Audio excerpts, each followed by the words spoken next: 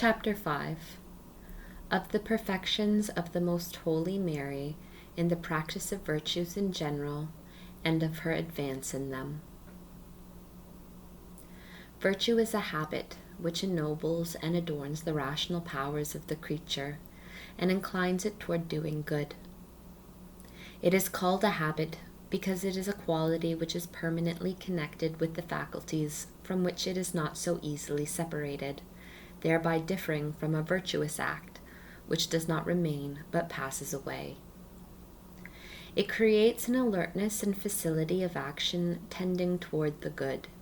This quality is not inherent in the faculty itself, for these faculties are indifferent toward good or evil. Most Holy Mary was adorned from the first instant of her life with all virtues in a most eminent degree, and they were continually augmented by new graces and by new perfection in practice. All the virtues and merits which the hand of the Lord had showered upon her, she brought to their fullest perfection. Although the faculties of this lady and sovereign princess were in no sense subject to disorder, nor to any of the repugnance which other children of Adam must first overcome, for sin had not touched her, nor the leaven of sin, which draws toward evil and resists the good.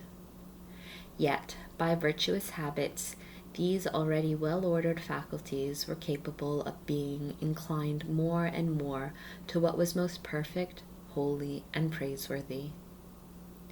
Moreover, she was a mere creature, capable of suffering, and as such, she was also subject to pain, to the inclination toward licit repose, and to the inertia, disinclining her toward the performance of some supererogatory works, which, without sin, she could have omitted. In order to overcome this natural disinclination and repugnance, habits of the most exalted virtues assisted her, so that this Queen of Heaven vanquished them without any weakness, and was in no way hindered in pursuing the utmost perfection in all her works.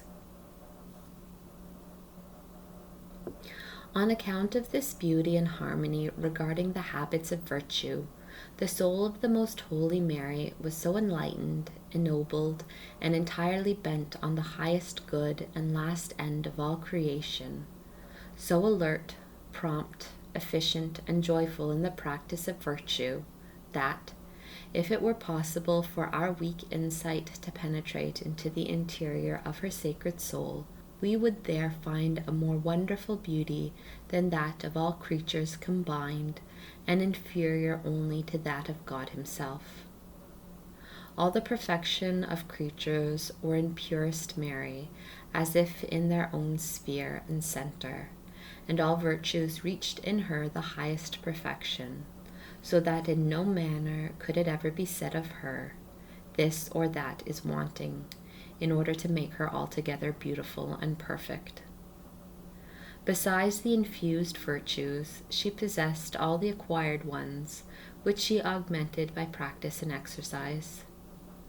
In other souls, one single act cannot be called virtue, because many repeated acts are necessary to constitute virtue.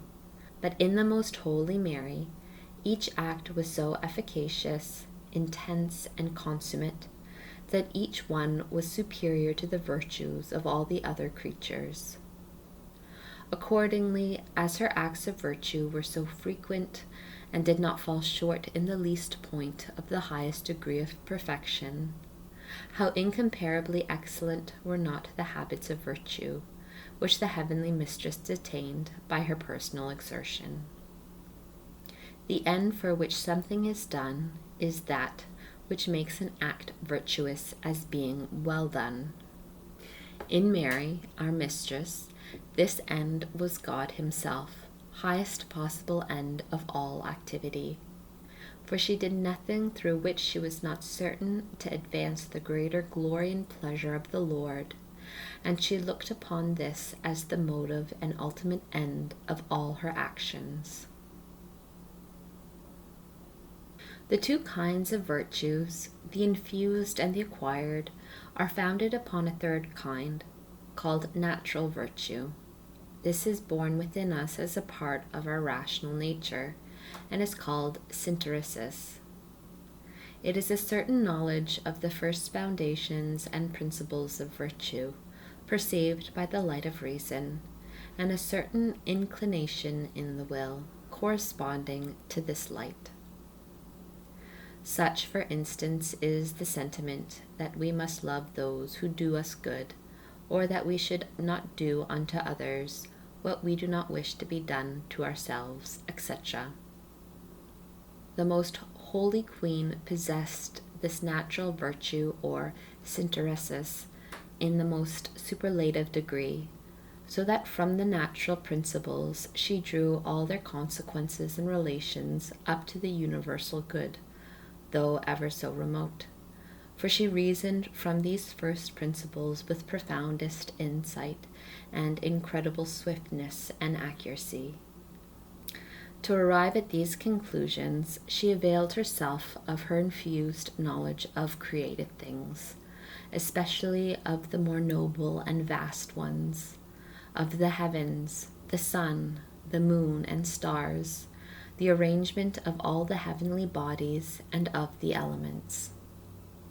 Taking in their whole scope from beginning to end, she invited these creatures to praise their Creator, and commanded them, as far as was in them, to raise and draw them toward their God, until they should arrive at the knowledge of the Creator and Author of all.